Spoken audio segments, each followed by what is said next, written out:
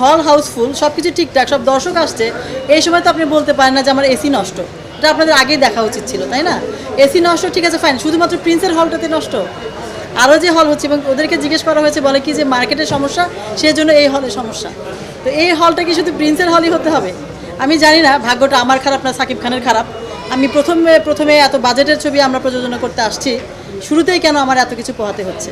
এটার ভার কারা নিবে আপনারাই বলেন। এবং এসিটির সমস্যার প্রত্যক্ষদর্শী আমাদের টিমের একজন আছে, উনি কিছু ফ্যামিলি নিয়ে গিয়েছিলেন এবং অসম্ভব বিব্রত হয়ে ওনাকে ফেরত আসতে হয়েছে ওই নন এসি শো দেখার জন্য। এটা আপনারা জানিয়েছেন কি স্টার সিনেপ্লেক্স কর্তৃপক্ষকে? বা হ্যাঁ, আমি একদম যখনই শুনেছি আমিও কথা বলেছি, বলছে যে দেখছি পর্যন্ত শেষ, তারপর আর কোনো কথা হয় নাই। বা ওই শো এর এক্সচেঞ্জে অন্য কোনো শো দিয়েছে না, কিনা?